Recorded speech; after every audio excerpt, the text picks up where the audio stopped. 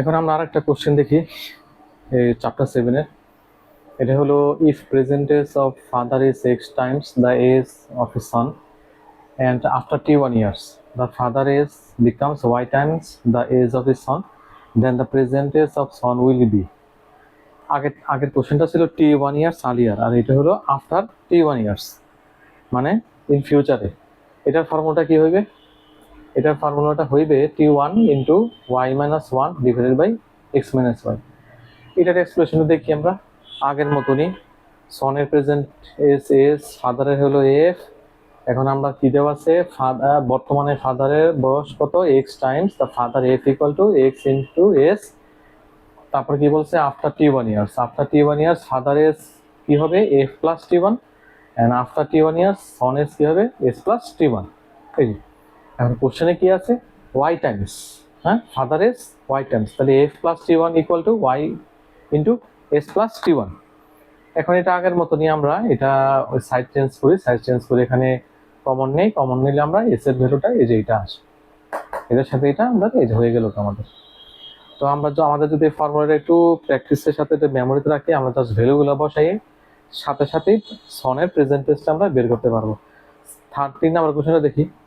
3 number কোশ্চেনটা হলো t1 years earlier and after t2 years, মানে আগের এবং পরের, এটা হলো দুইটা কম্বিনেশন, ইয়ার্সের দুইটা কম্বিনেশন। দেখি তাহলে t1 years earlier the age of father was x times the age of his son, after t2 years the father age becomes y times the age of son, then the present age of son will be son is equal to t1 into x minus 1 plus t2 into y minus 1 divided by x minus y।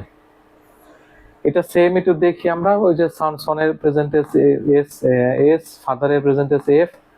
এখন আমরা এক part by part করি। t1 years earlier, t1 years earlier the father is কত হবে, father is হলো f minus t1 R son is was কি s minus t1। তাহলে কোশ্চেনে কি আছে, x father is, এই যে father is was x times the age of his son t1 years earlier। এক নাম্বার ইকুয়েশন আমাদের এটা। Same after t2 years father is will be কি f plus t2 equal to y times into s plus t2। এখন আমরা টি question একটু side change করি, এখানে F এর ভ্যালুটা বের করি। এখানে আমরা এই t1টার এই পাশে নিই, এই যে t1টা এই পাশে নিলাম, মাল্টিপ্লিকেশন করলাম, এফ ইকুয়াল টু এত আসলো এক নাম্বার ইকুয়েশন থেকে। সেম t2 ইয়ার্স থেকে দেখি, সেম t2টার এই পাশে নেই, এটারে মাল্টিপ্লিকেশন করি, এখানে এফ এর ভ্যালু পাই। এখানে এফ ইকুয়াল টু এত, এখানে এফ ইকুয়াল টু এত, তাহলে আমরা ইকুয়েটিং করি। সো ইকুয়েটিং করলে কি লিখতে পারি আমরা, এটা ইকুয়াল টু এটা, এটা ইকুয়াল টু এটা। এখন আমাদের বের করতে বলছে সন এস, তাহলে সন এস এর সাথে কি আছে এক্স এস আর হলো ওয়াই এস। তো এই দুইটা জিনিস আমরা এই এক পাশে আনি, এটা আর যে এটা, এই দুটাকে আমরা এক পাশে আনলাম, সাইড চেঞ্জ করলাম, এই যে এক পাশে আনলাম, আর বাকিগুলোরে এই পাশে আনলাম। তারপর এখান থেকে আমরা এস কমন নিলাম, এস কমন নিলে কি থাকে এক্স মাইনাস ওয়াই। এখান থেকে t1 কমন নিলাম, t1 কমন নিলে এটা থাকে, t2 কমন নিলে থাকে। তাহলে এস ইকুয়াল টু কি আসলো, t1 into x minus one plus t2 y minus one divided by x minus y, এই আমাদের এটা আসলো।